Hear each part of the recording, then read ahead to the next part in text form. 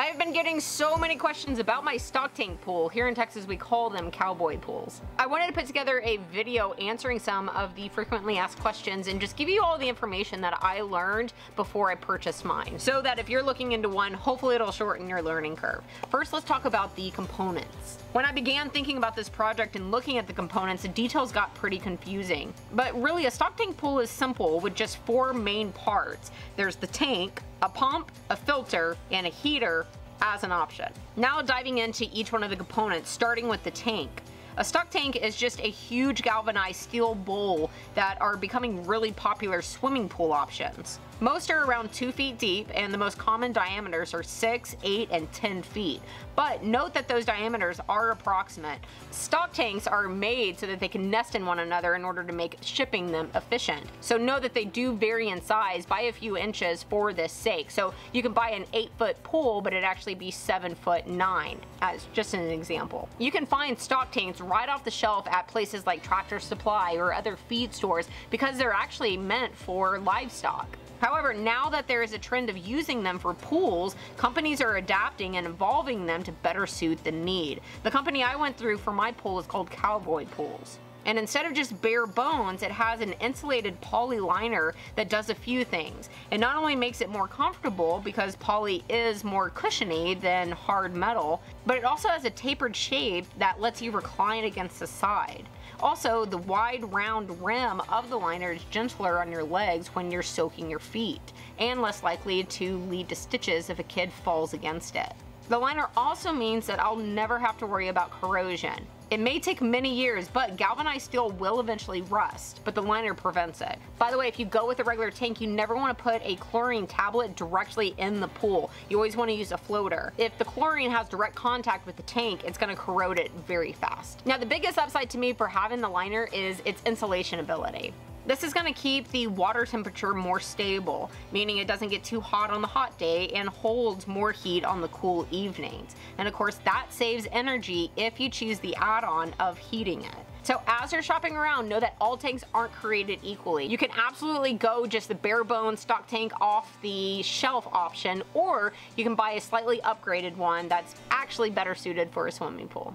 All right, let's talk a little bit about heating. Like I said, you don't have to have your pool heated, but I wanted to look into it because I love the idea of using my pool outside of the summer months. And I basically found 3 options. There is solar, but it didn't really seem very feasible, so I'm gonna knock that off the list.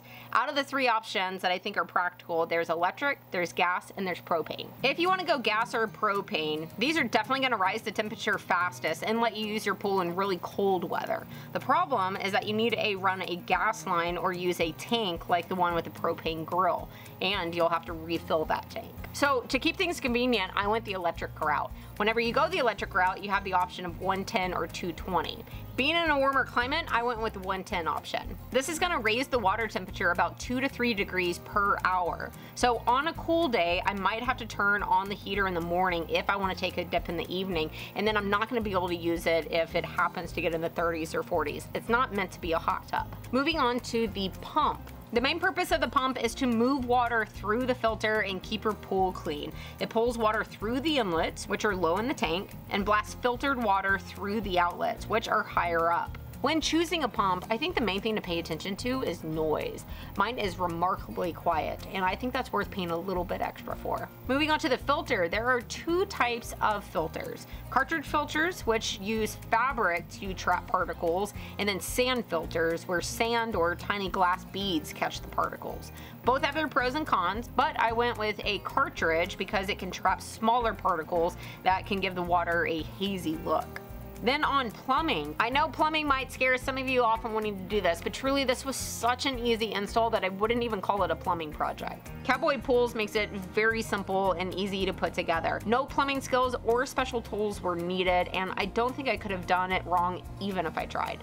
I was very impressed with everything. The tubing, the fitting, they were all heavy duty stuff. I've seen others use caulk and sealant on all of the fittings, but I wanted mine to be easy to disconnect should there ever be the need. So I just hand tightened everything down until the rubber gasket sealed, and so far there's no leaks. Okay, now on to electrical. My system required a 15 amp circuit for the pump and then a 20 amp circuit for the heater. If you don't have a heater, then you can scratch that off the list. A tip I will recommend is put your circuits on a switch. I put switches on both of my circuits, and this way I don't have to crawl under the deck every time I want to turn the pump or the heater on or off. A second tip is to get a switch that has a light indicator on it, and this way you can tell right at a glance if the pump or heater is on and if it should be or not. They say that you should run the pump a few hours every single day, so another tip that you could do is put your pump switch on a timer, and this way you don't have to think about it. In fact, I should upgrade mine to that. Now, I've personally have had a in-ground pool, a huge one in my old house, and I personally did not think the maintenance and cost was worth the benefit. So for me, these smaller stock tank pools are the perfect solution.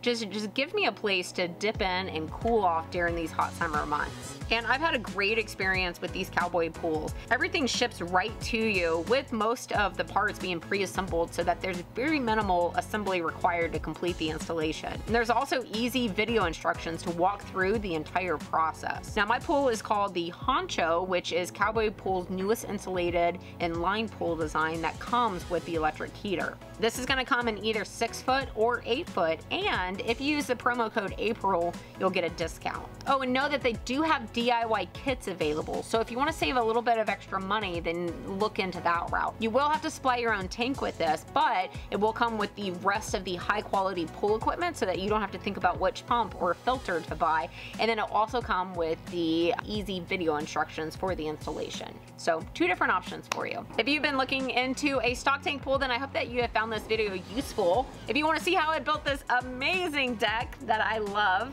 with the stock tank pool in it, then absolutely check out my series. But if you have a normal sized backyard and you don't live in the country of Texas, then check out my friend Erin's video to where she built a beautiful deck in her backyard around her stock tank, and then even has some videos about her pool setup. Lots of good information. Y'all get out there and cool off for the summer. I will see you on my next video, guys.